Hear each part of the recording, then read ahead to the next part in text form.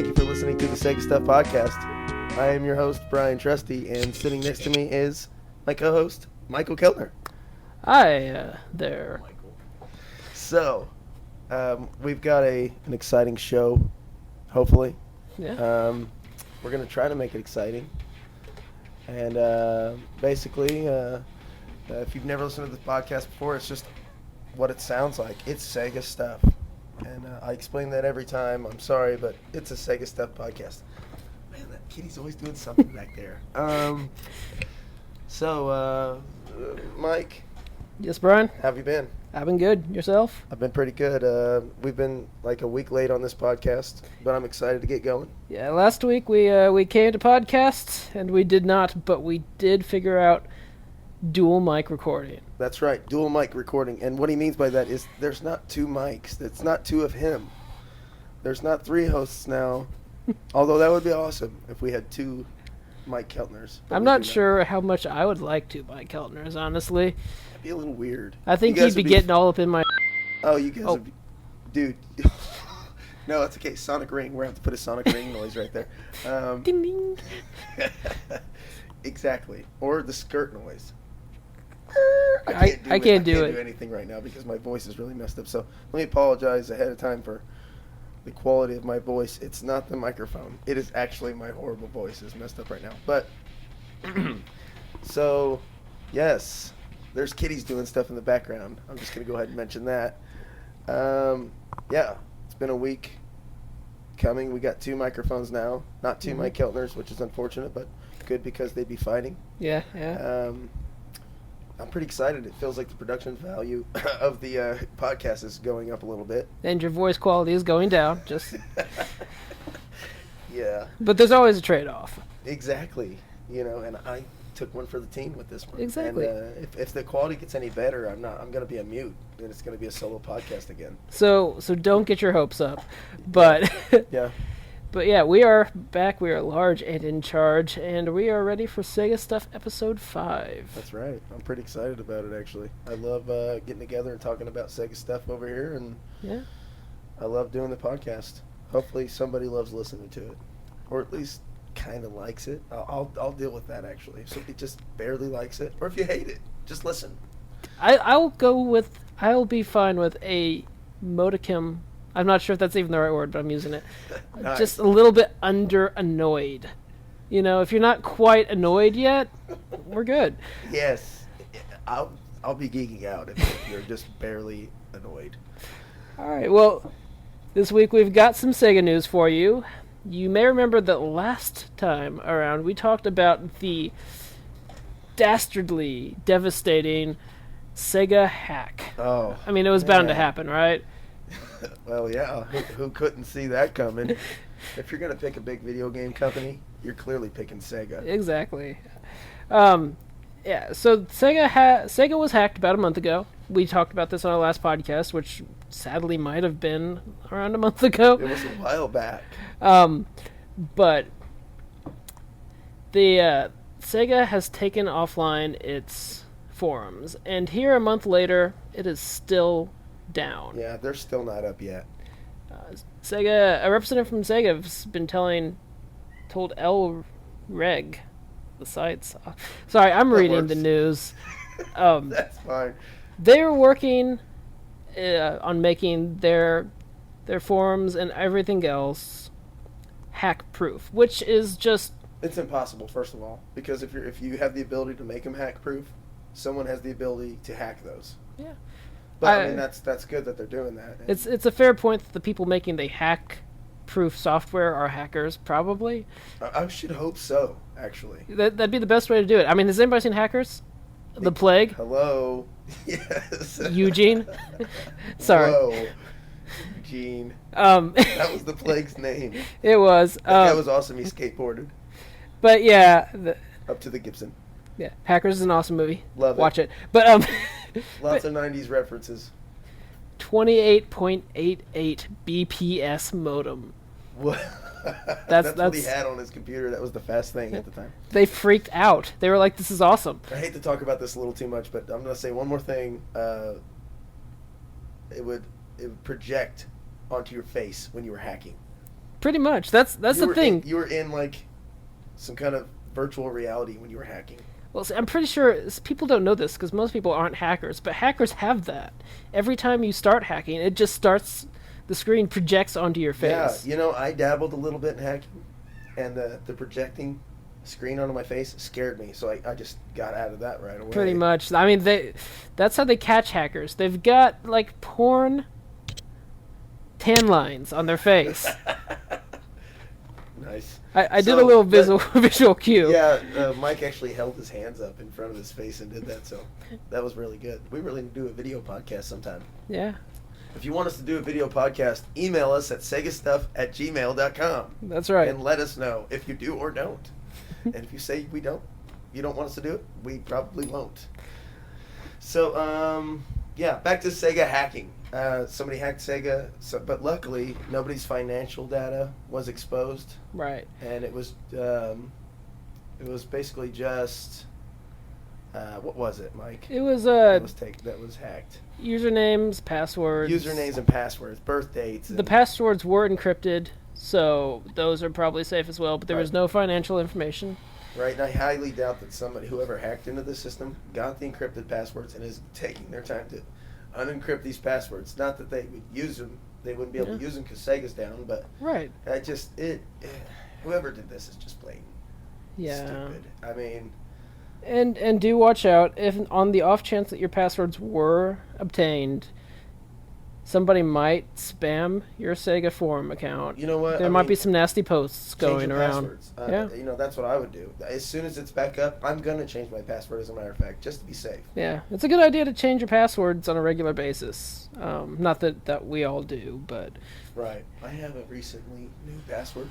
Yeah. Of course, I can't expose it, but it is a long one, and it has numbers as well as several words. Nice. So it's the biggest password I've ever had, and I feel pretty safe with it now.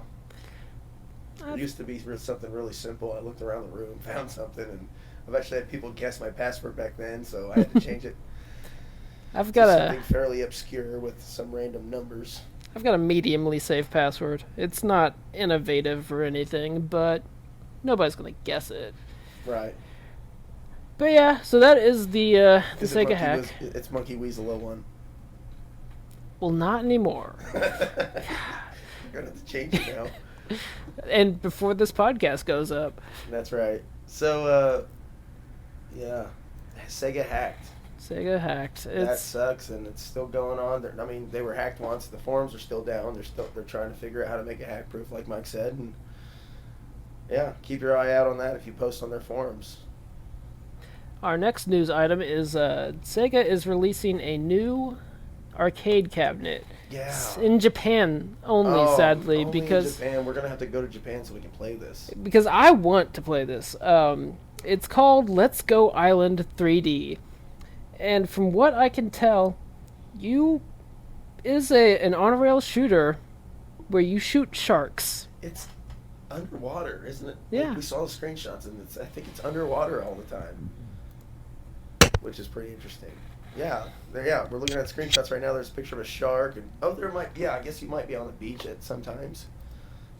Another screenshot here. And I figured you'd be interested in it because it's a shooter. It's an on-rail shooter. Sega is awesome at doing those. Yes, like House of the Dead. House of the Dead. And Virtual Cop. Yep. Sega has some real chops there, and they do, and they're great at arcade machines, and that's where they started. And honestly, there's something to be said about a Sega game that is just purely, truly Japanese.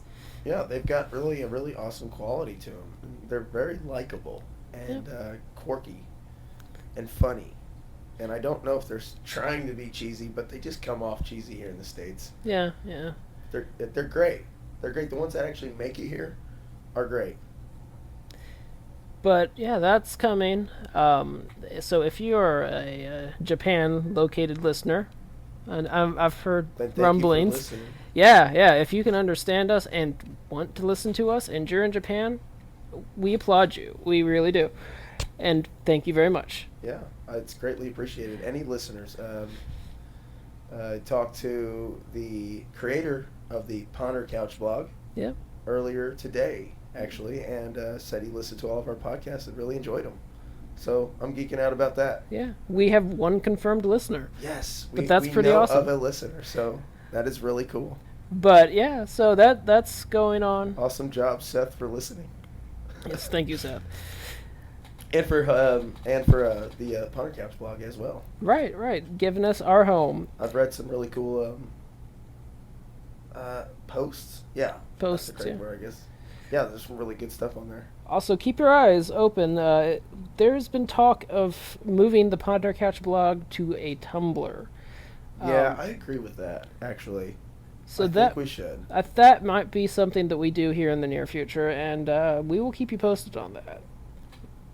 Yeah, we'll definitely mention it and over again on the podcast next time if it gets moved or whenever it happens. We will definitely mention over and over again how to get to that site because I don't want to get anyone confused. Right. But yeah, so now we can move on now to the games that we have played recently. Our games of the week, I suppose. Yeah, sure. I guess I'll go first. All right. The game I've been playing recently, and I also picked as my game of the week this week, is the Conduit for the Nintendo Wii. And it was developed by High Voltage Software and obviously published by Sega. It runs on the Quantum 3 engine, which is a new engine for the Nintendo Wii by High Voltage Software, which has amazing graphics, really pushes the Wii to its limits. It almost rivals 360. You know, like maybe 360 launch title, first-person shooter. Mm-hmm. So that still looks really good on the Wii. Excuse me. And yeah, it's a single-player campaign mode game, and there is some multiplayer modes, but it's only online at the moment. And it was released on June 23rd of 2009, and I just beat it recently. There's some good things and bad things to say. I'm writing a review for the Punter Couch, so I'm going to say that so I can make myself finish it and upload it. Well, post it. I've been interested in the Conduit. It's pretty good. It's a pretty good generic. It is generic, and if you like maybe the first Halo, it's kind of it's a blatant Halo ripoff, but it's a good one, and it's the only thing like that you're going to find on the Nintendo Wii. How do you feel about the first-person shooter controls on the Nintendo Wii? I love it. Really? I'm not a huge motion control guy. Yeah. This doesn't feel like motion control. It feels like pointing. It's more like when you're playing House of the Dead. It doesn't bother you that you're doing technically motion controls because it's a gun. Yeah. And that is something I liked about some of the few games that I've played on the Wii that I really liked were the House of the Dead 1 and 2 collection, House of the Dead Overkill, Sega games, of course. Yeah, and they were done really well for that controls, like we said on episode 4. I think the one thing that the Wii truly shines at is light gun shooter games. I agree. That's definitely true. And I just I'm not sure about how a first-person shooter would control. I played Resident Evil 4 on the Wii, but that's still you stop to shoot. Is that on rails? No, you move it's not. You move, but you stop to shoot. You stop and press a button to aim and shoot. Oh, I'm thinking of Umbrella Chronicles. Right, Umbrella. Because that is a House of the Dead kind of a deal. Yeah, it's a House of the Dead type deal. It's a bit more of a steep curve for that though, because it is a bit of a. It's a little deeper though. Right? Yeah, it's not campy fun like House of the Dead, and you can't knock them for that, but I do feel that it's a bit harder than it needs to be because, let's face it, on-rail shooters are arcade fare. Right. And that's supposed to be you feed a quarter, you kill some stuff for a while, eventually something will probably overtake you, but it's not supposed to be too hard to kill any one thing. I agree. Especially if you're not in the actual arcade where they can jack the difficulty up just to get money. Right. Which happens sometimes.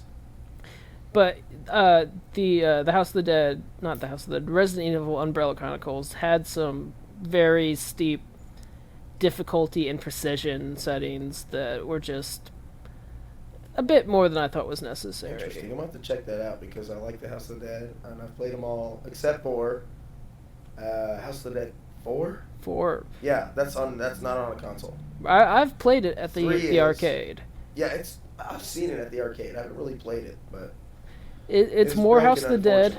It looks interesting. I'm very excited to have it on a home console. There's no confirmation yet, Sega. It'd be a great download. I mean, it's not as though they have to release the retail copy because it's just the House of the Dead. Yeah. If it's only the House of the Dead by itself, not overkill, because that's a whole that the game opened up. That's House of the Dead opened up. Yeah. But if they're gonna do House of the Dead 4 and release it should be a download, and it should be like $10, I think. If it's the actual arcade port. Now, if they want to put extra content in there, I could see making it a full retail copy of the game. Well, I think that they will eventually do a full retail copy. They've done it so far. I'd like to see a House of the Dead collection with the Blu-rays and stuff like that. They could definitely fit them all on there. I'd love it. And the amazing... With the Move controllers even. They could even package it in with the amazing House of the Dead movie by... oh, did you know there's a sequel? I own the sequel. Oh, I haven't even seen it. The sequel... I want to, though. I know it's bad, and I want to watch it. The thing is, the sequel's not as bad as the movie itself. It's actually a somewhat passable zombie film. I will not call it a somewhat good movie. So it's actually better than the first one, which isn't hard by any means. Well, how much bullet time did they have in that movie? Every character. Really big at the time, but I mean, come on with it. Yeah, every single character they showed, it did bullet time. Got a bullet time intro. Minute. Yeah, every minute they showed some bullet time. So we were talking about House of the Dead and all this, shooters, back to the Conduit. Yes, Kind of went off there for a second on a little rampage of House of the Dead and Resident Evilness. But yeah, the Conduit, as I was saying, you asked how the controls were. They're like Metroid Prime, if you've ever played that on the Wii. I'm not a huge Metroid Prime fan, but that's where they got their ideas for the controls. I'm guessing you use the nunchuck back and forward, and then you look around with the Wiimote. Yeah, you strafe left and right. If you push left and right on the joystick on the nunchuck. If you push forward on the nunchuck or backwards, you move forward and backwards. And to turn your character, you actually, or to look in any direction even, you point around with the Wii controller.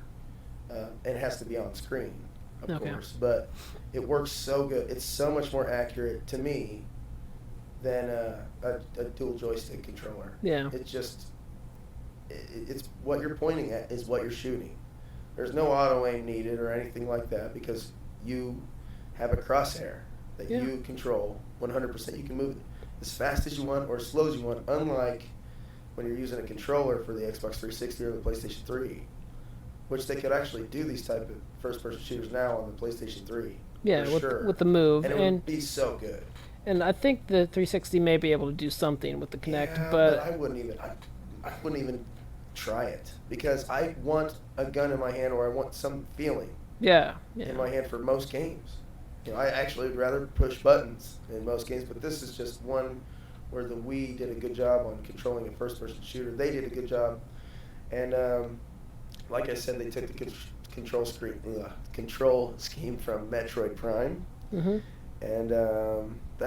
it's really customizable. You can customize any button to do any action in the game. Very nice. And that really helps a lot. On the Conduit 2, or Conduit 2 I should say, because they dropped the word "the" on that for some odd reason. I'll have to look into that and see why. It's the Facebook movie. It's the Facebook movie that did it? Yeah. There's a scene in there. They're like, that was the big innovation that Napster guy, Sean Parker, added to Facebook. He's like, drop the. Oh, so it's called The Facebook. It was the Facebook originally. So would it have been thefacebook.com? Yeah, I believe it was. Interesting. So, the Conduit. Good graphics, bland story, I must say. The story is horrible, and it's predictable. Like, the whole time you're at the beginning, I won't give any... If you haven't played the game, I'm not going to kill the ending for you or anything. But at the beginning, there's a bad guy talking to you. I'm sorry. I almost gave away the ending. That's not the end. But there is a guy talking to you halfway through the game. You realize he's a bad guy. And the whole rest of the game is predictable. I will say that much. You're like, oh my gosh. It's got some government conspiracy stuff going on. Aliens are coming through these things called conduits. That's the name of the game. Which are just spawn points. Yeah. Like on Gauntlet or a lot of other hack and slash games.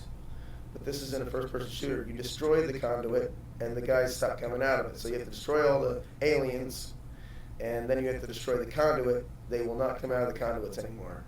And in this game, the amount of enemies on screen is very impressive. There's got to be like 10 to 15 enemies coming at you at one time, at all times. So it's very action-based. You're running and gunning. And you're just shooting aliens, different sized aliens. There's ones that fly, and they have guns that you can turn. You can actually turn the bullet.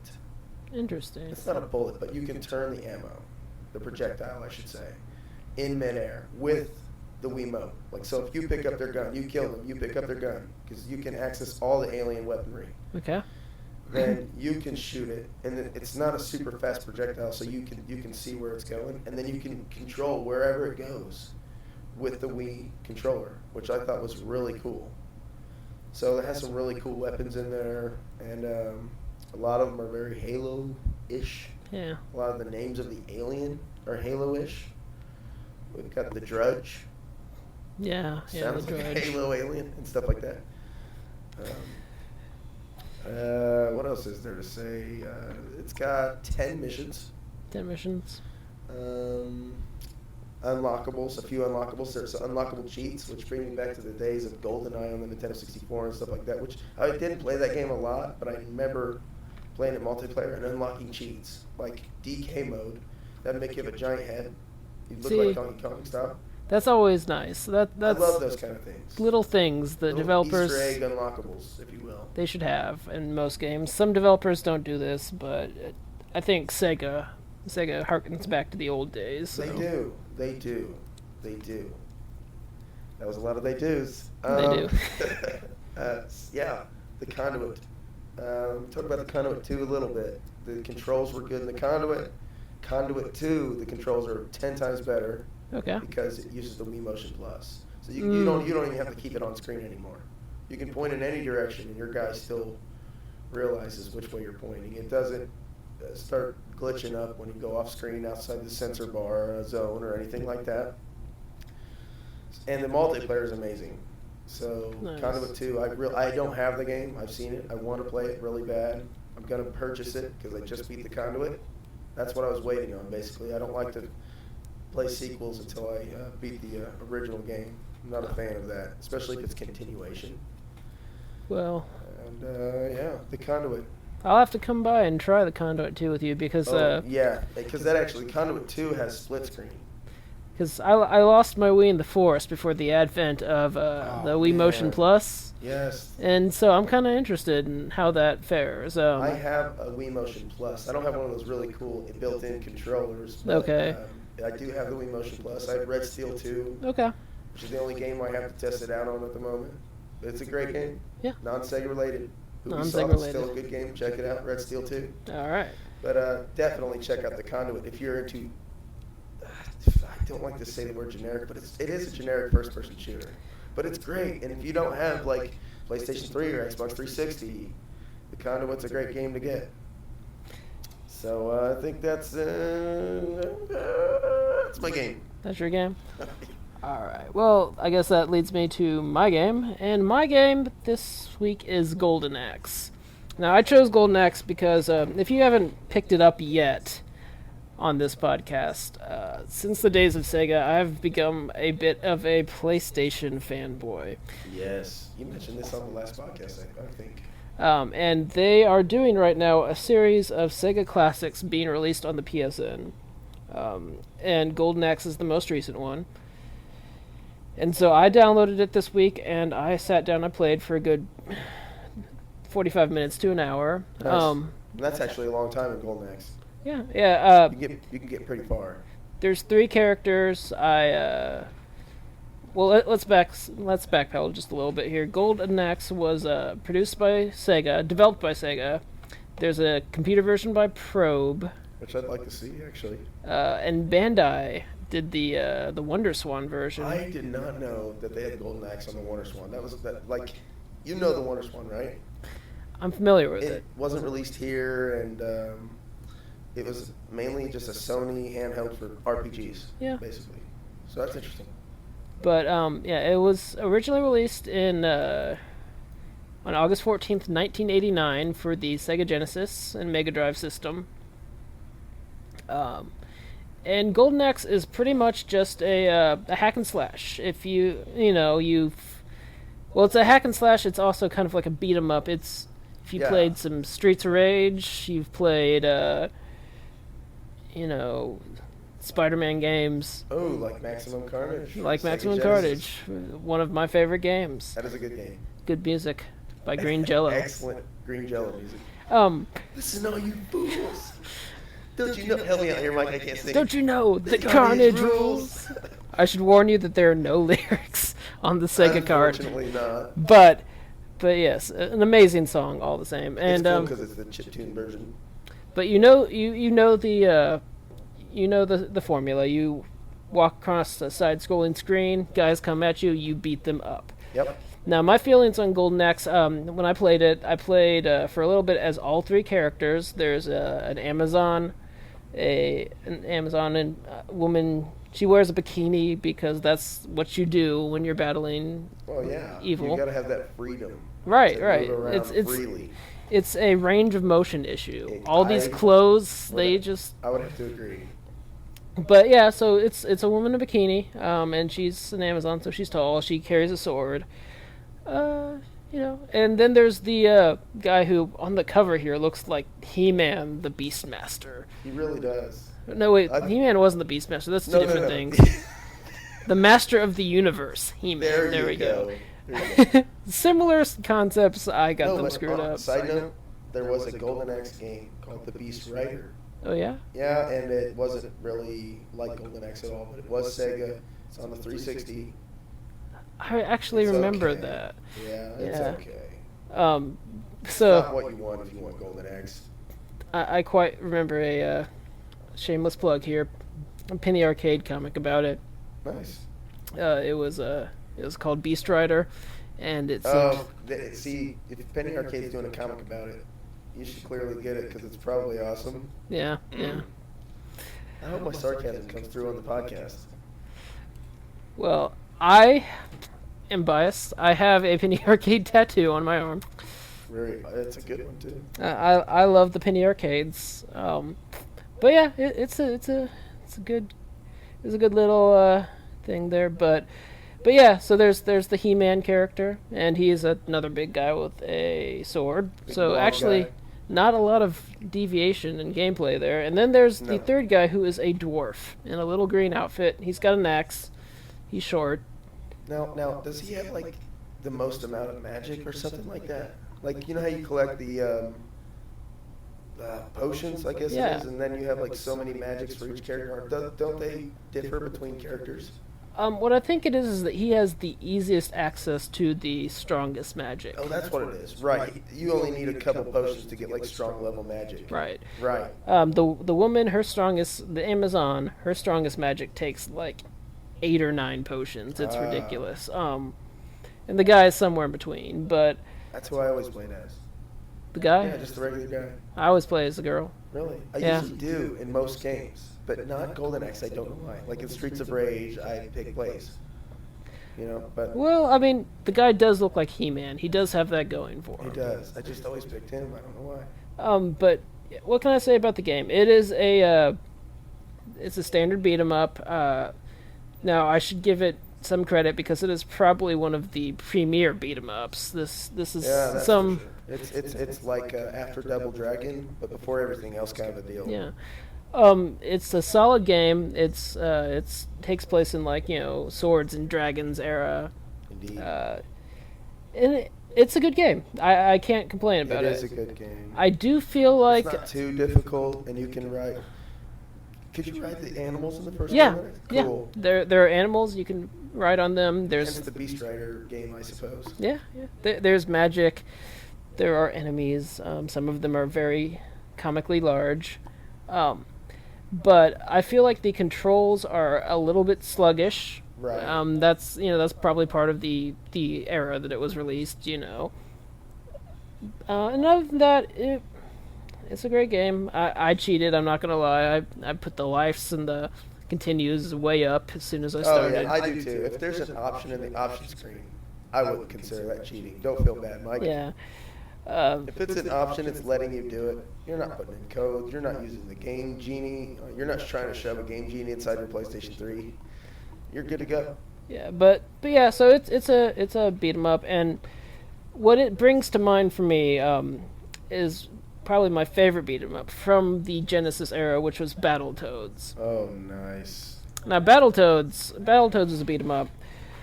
What were the guys' names in that? Do you remember? I remember 2 of them, at least. There's 3 guys. 3 Battletoads. Rash. Yes, Rash. That was the one I couldn't think of. The other one is like Zitz. Rash, Zitz, and Pimple doesn't sound right.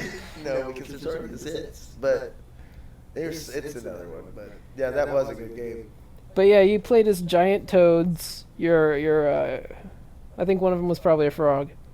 Maybe, I'm not sure. Possibly. It was very exaggerated. You'd punch and your fist turned huge. Yeah, you'd kick and you'd get like a giant knee or something crazy like Alex that. Kiddish. I don't know if you've seen Alex Kidd where he punches. His fist is huge. True. And I liked the aesthetic of that game. I liked the general feel of it. The music was fun. It was very hard. Picking up the weapons was fun. I remember. Yeah. Beat guys down with that weapon. They had some robots that you could beat, and once you beat them, their legs became a lead pipe that you could hit people with. And that was a really good game. Yeah, I've always been a fan of Battletoads, and like Bryan mentioned earlier, Maximum Carnage is one of my all-time favorite beat 'em ups. That's a good one, and Maximum Carnage is a good game to play 2-player. Yeah. Most beat 'em ups are fun to play cooperatively, as well as Battletoads. I think we've seen a couple of those in the recent years, but I think that's something we need more of. It's something that's pretty much completely died off because of side-scrolling. It's a thing of the past. So indie game makers are making games that are side-scrollers again. Some big game developers are making some new side-scrollers based on old franchises like the new Donkey Kong Country, the new Mario Brothers, and the new Sonic games are back to side-scrolling, which is great because that is where it's at. That's where Sonic shines. Yeah, he doesn't do well in 3D worlds. He's too fast. Sonic was never made for 3D. He wasn't. It just doesn't work very well. I think the best thing they did with Sonic in 3D was still Sonic Adventure. Yeah. And they just could never do Sonic justice in 3D. I actually was quite fond of Sonic 3D. Now the actual Saturn version. Oh, the Saturn version. Yeah, I had that game. That was a good one. It was sad. They released Sonic 3D in Sega Saturn and Sega Genesis. Yeah, Genesis, Mega Drive, and Sega Saturn. And the Genesis version was really bad in comparison, anyways. I mean, it was kind of impressive because it was pre-rendered graphics. Yeah. So it was impressive, but it wasn't that good. Yeah. And the Saturn version was a lot better. It was smoother and faster. It seems strange to me. I mean, I don't remember this very well, but it seems strange that they would release a game on the Genesis and the Saturn. That is it seems like it was late. It was like one of the last Sega Genesis games made before Virtual Fighter 2, the actual last Sega Genesis game made by Sega. Okay. So they were actually releasing games for both systems at the time, and not for 32X or Sega CD. Yeah, which were in between those two systems, but they failed. We've discussed this before. We'll probably do a whole podcast about it, but they did not make games for 32X and Sega CD after a while. They kept making games on the Sega Genesis because that's what people had, that's what people played, and it was just good. But it did show its age. Eventually they were trying to put games on there that were not meant for a 16-bit console. Oh, I agree. And the music on the Sega Saturn version, of course, because of the actuals. The multimedia that they chose was CDs at the time, and the music was great. It was actual tracks. Actual tracks, as opposed to the MIDI tunes that they tried to force onto the. Yeah. But Golden Axe. That was Golden Axe. Check out Golden Axe if you like. You can get it $5 on the PSN right now. It is available on the Wii on Virtual Console. It is in the Sega Sonic's Ultimate Genesis Collection, which is available on the 360 and PS3. That's a really good way to get it. That is a great way. You can get the Genesis collection for about $20. We've probably pimped this before, and we're probably going to again. Oh, so many times. It's $20 on PS3 or 360, most likely. Legal emulation. They've got it is legal emulation. I think there's a version on the PS2 if you have that. Well, it's not Sonic's Ultimate, but it is the Sega Genesis collection, and it is on that collection, and it's a good collection. But yeah, it's just a wonderful collection, and there is all 3 golden axes on that one, actually. Yeah. But yeah, so I would say try it out. It's definitely worthwhile, especially if you get the collection, because there's so many other amazing games on there. We are going to take a break here for our Sega Tune. And nice. Our Sega Tune this week is Living in the City from Sonic R. This is a Sega Saturn game. We're trying to get away from strictly Genesis tunes right now. Yeah, because we did first 4 episodes, all Genesis tunes. Maybe we'll do some Saturn tunes now. Yeah. And later on, maybe some Dreamcast, and who knows? Who knows what's to come on the awesome Sega Stuff podcast. So let's listen to the Sega Tune.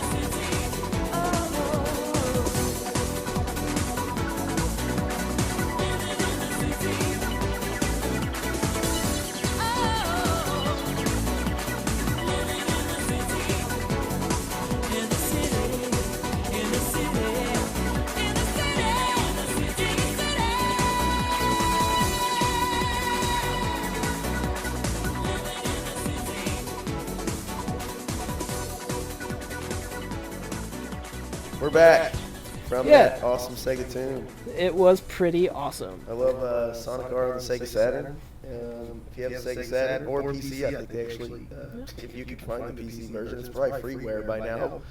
So feel free to download it if it is. If not, you should buy it, my friend. Because Sega put a lot of time and effort. And time, it was made by Traveler's Tales.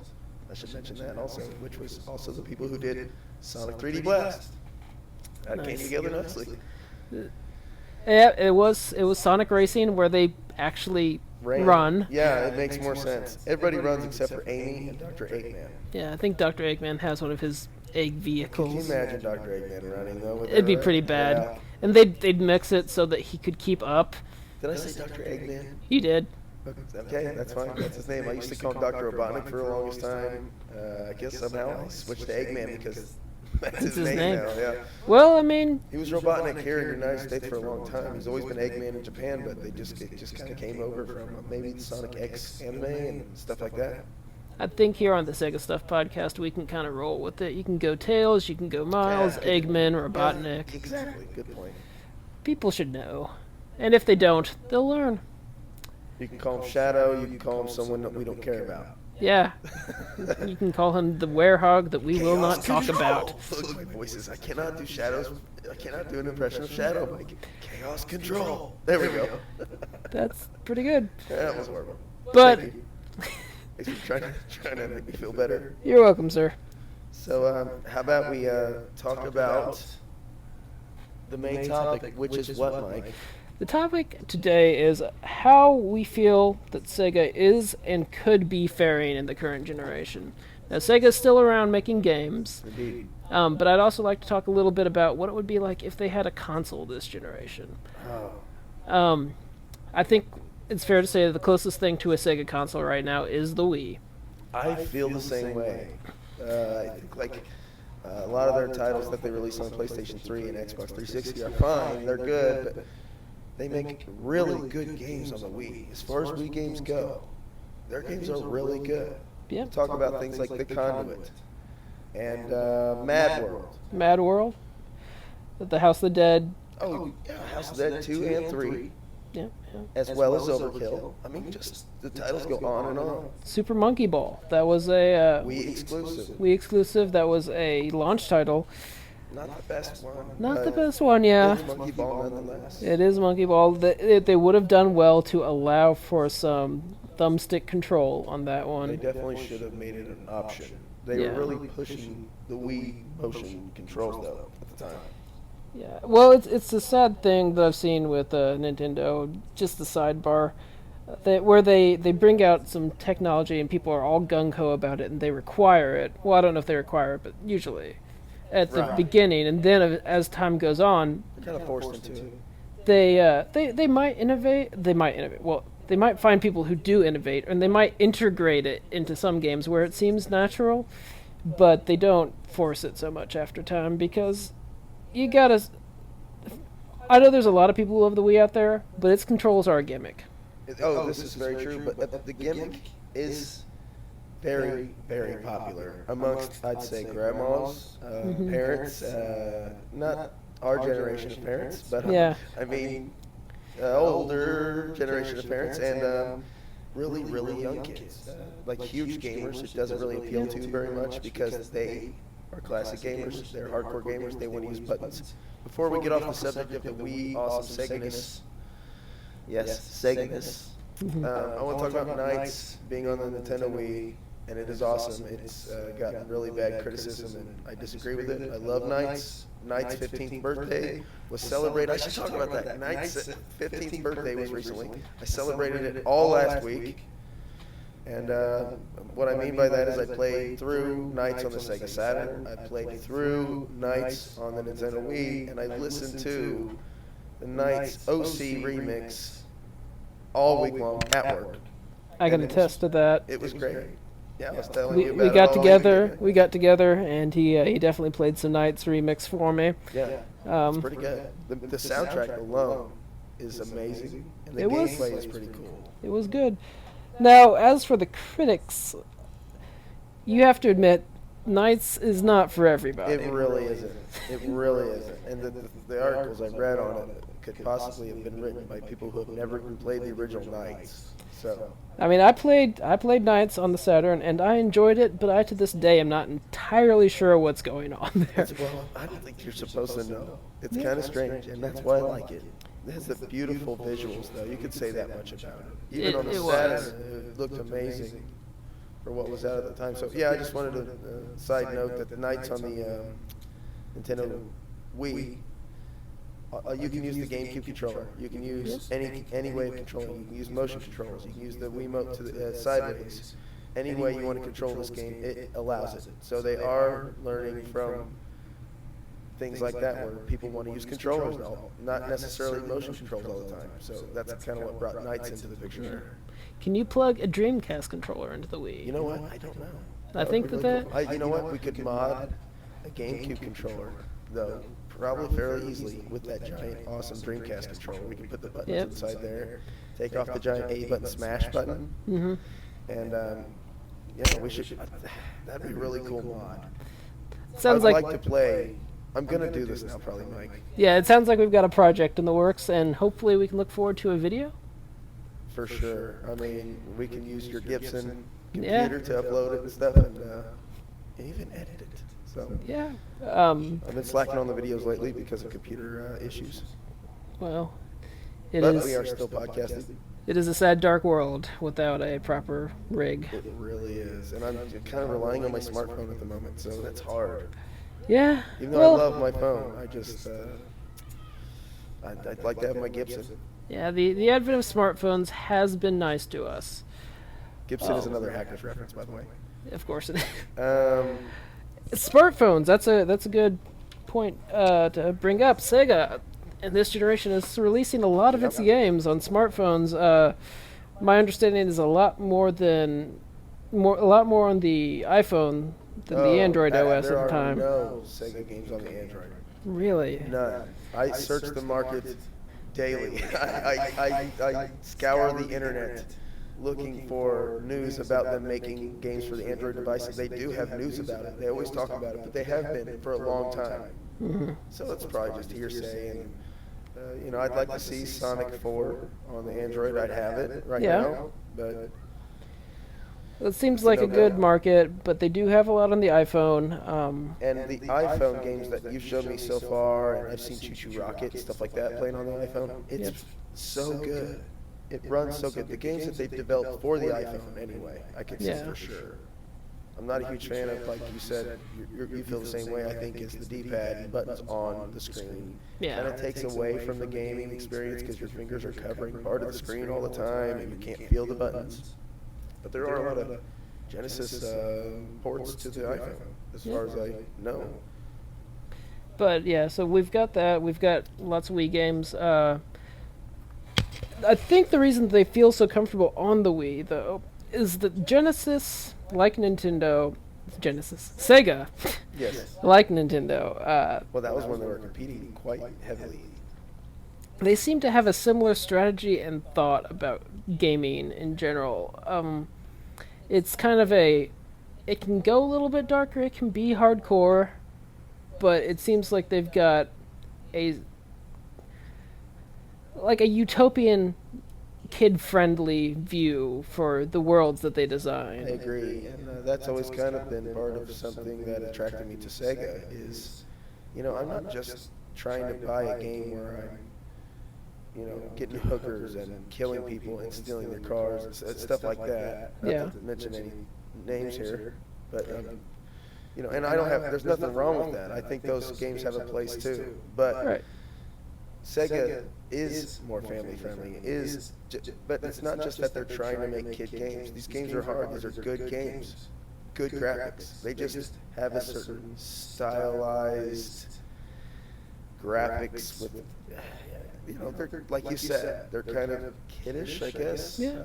But they're great. And I like that. I've always been more of a fan of side-scrolling platformers.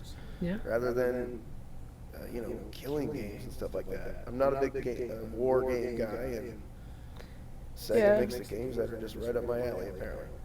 I mean, they've got a couple of darker series. One of my favorites, House of the Dead. Yes, and does have. still, even as dark as that game's supposed to be, it has a lightness to it. Yeah, it still has a lightness to it. There's always a decent amount of humor. I mean, it does get kind of scary, but it is very organ music, old horror movie scary. No, you could put the blood as green. Yeah, and that was an option. So that's actually default. It's right, clear. Right. You can get the red blood, but you have to set it there. And sometimes I'm not sure if all games had that option. I've only seen that in House of the Dead. Yeah. I've only seen that in House of the Dead. I'm pretty sure. But yeah, their violence is always a lot of times they use zombies in House of the Dead. The Conduit, they're aliens, I guess. I always thought they looked kind of like robots. They do, and they're kind of a mix. Their technology. I guess I should have talked about this earlier, but their technology is natural, or what's the word I'm looking for here? It's alive. Like, so their weapons are... They're biotic. Yes. Biotic weapons. Okay. Yeah, it's really neat. So everything, it's kind of a mixture. They are a little robotic. So it's kind of like the Transformers? A little bit. Less robots, though. Less robotic, I should say. I'm sorry, I saw the Transformers 3 this weekend. Not this weekend, this week. It was not bad. I'm not a huge fan. There were some good people in it. There were some good scenes. Not a big fan of Shia LaBeouf. Really? I love him. Really? I think he's great. Did you see Indy 4? He tried to take over for Harrison Ford. Hey, he is Indiana Jones, though. I mean, he is Henry Jones Jr. I guess. Jr. But he's Henry Jones Jr. Or no, he's Henry Jones, what, the third? I don't know. I'm a huge Indiana Jones fan. I should know this. But, I know. Yeah, let's not talk about movies too much. We can save that for when Mike is a special guest on the Sideburns Review podcast. Yeah. But, yeah. Coming soon. No, but I will say that, whereas this utopian world is kind of a drawing point, I think it's also somewhat their downfall. I would because say gaming has grown up. There's this... The thing of it is gaming's not that old. I mean, it's been around for 50... console gaming, anyways. The way... Computer and video gaming, the way that we think of it, has been around for 50 years or so, maybe? Something like that. And the thing of it is that the view used to be that the games are for kids, but the kids grew up. Right. And now they still want to game, because adulthood has a lot of things, a lot of drawbacks, but not being able to game anymore should not be one of them. I agree, and I think Sega still feels like Sega. Yeah. That makes sense. A lot of gaming companies have changed drastically over the years. Sega sticks to their roots. I mean, of course, they're going to make better graphics. Yeah. Because the hardware continues to evolve, but they still feel like Sega games, especially the ones developed in-house. And even the ones they publish feel like a Sega game. It feels like something they should be publishing. Yep. So they've got really good quality control, I believe. Yep. Now, some of the offerings... Sega, I can always count on for some very out there things. The most recent one I can think of is Bayonetta. I'm not sure if you've... I've seen it. I haven't gotten a chance to play it. You I'm play... interested in it, though, big time. The story is kind of hard to follow, and it's very glitzy and glamoury. There's a lot going on, a lot of stuff moving very fast, humongous bosses. It's worth a playthrough. But yeah, it's definitely... It's just not something you'd get from anybody else. We haven't even really talked about where it would be if Sega got a console. Well, let's say the Dreamcast 2 came out early, like now. Yeah. Okay, say, because, I mean, it's a couple years down the line still, man, Dreamcast 2. Yeah. But no, if they actually made a Dreamcast 2, that'd be great. I think it'd be powerful, and I think, unfortunately, they would have all this motion control technology, because Sega innovates all this stuff usually. Yeah. Like the activator for the Sega Genesis was a motion control controller, and it's just now becoming popular again on these late,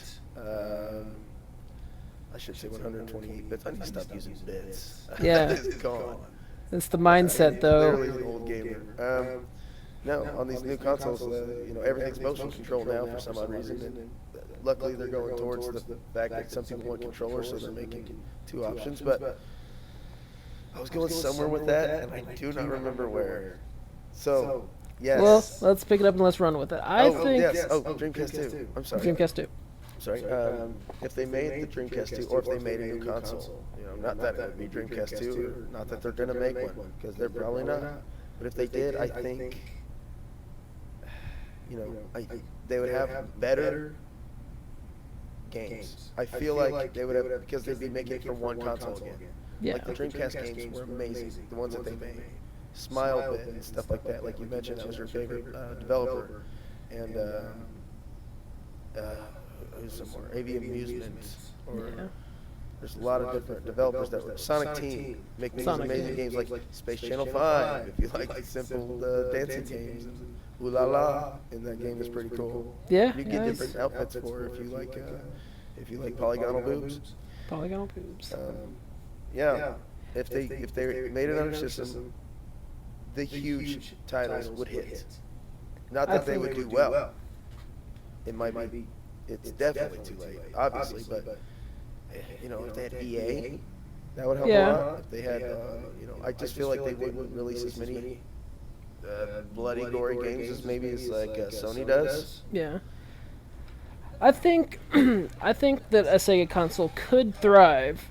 I'm saying if they could. did it correctly, I believe they could.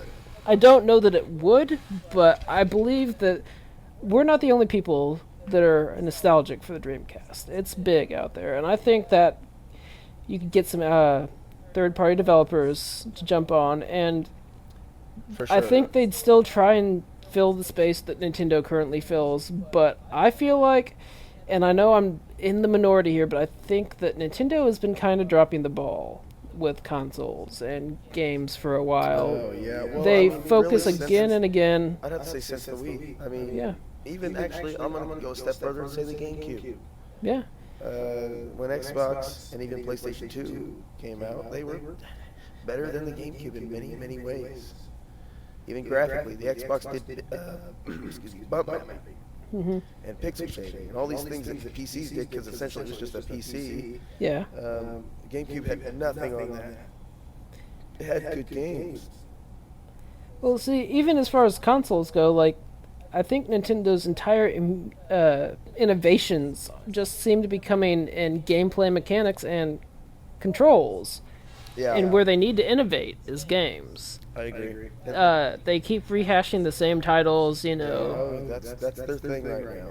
And the one thing that you can say about Sega is when the Sega did the Dreamcast, yeah, they had their Sonic games. They had their House of the Dead. I can't think of a lot of Sega franchises right now. Taxi, But Crazy Taxi came on Dreamcast, did it not?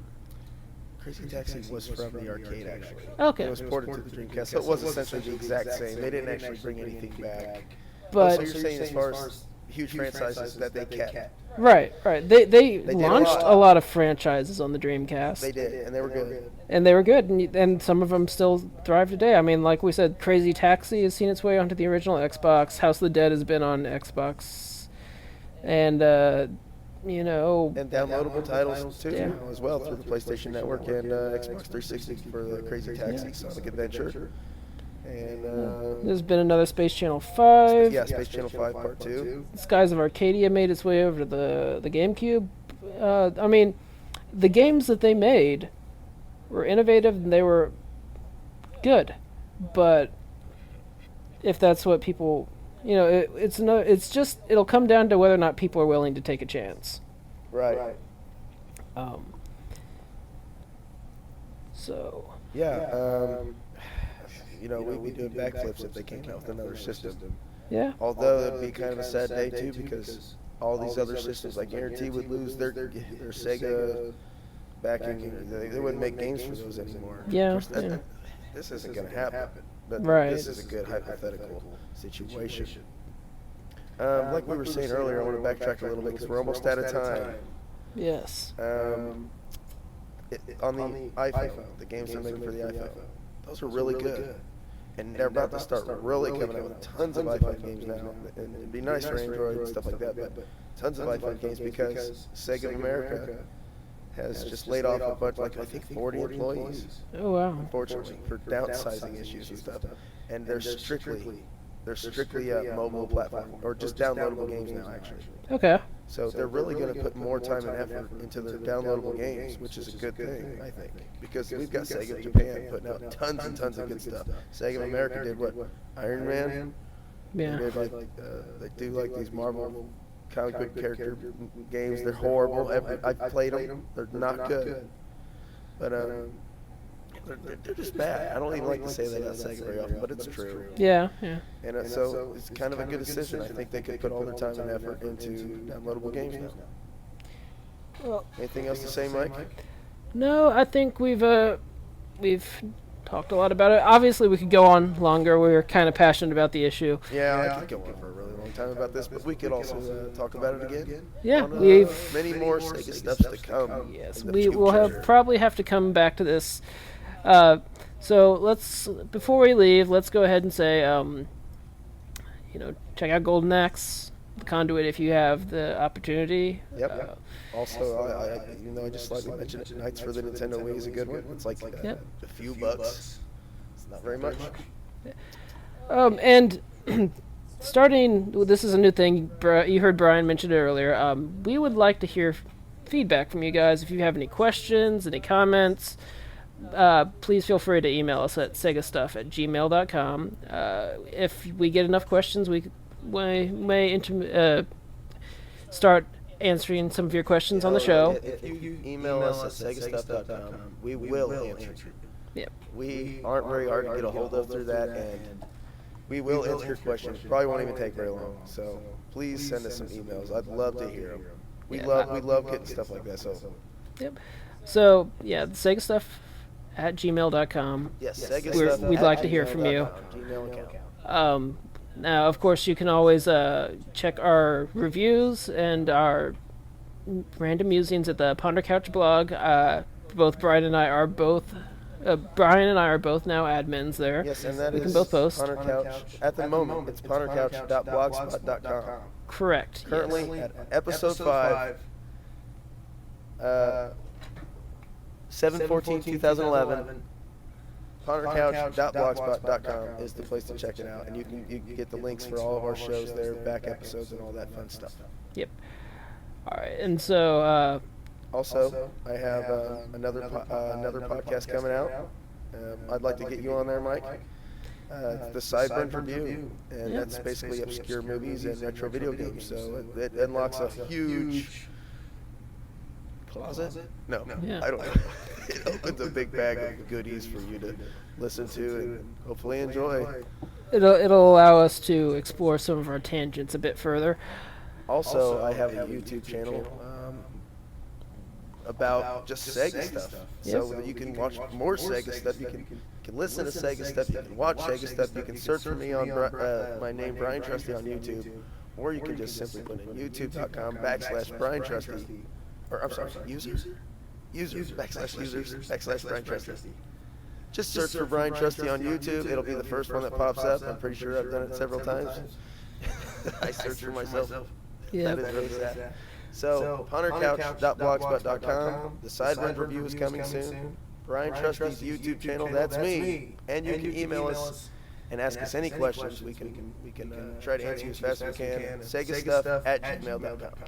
And thank you again for listening. I'm Mike Keltner. I am Bryan Trusty. That was Sega Stuff, episode 5. Have a good one.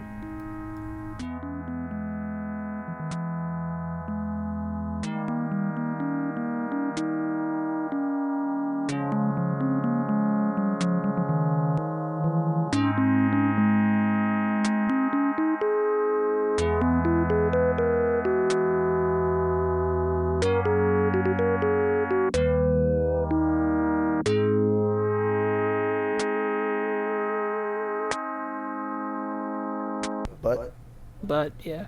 Nipple. Let's talk about how somebody's mom doesn't cook very well. Ooh, that's a little mean.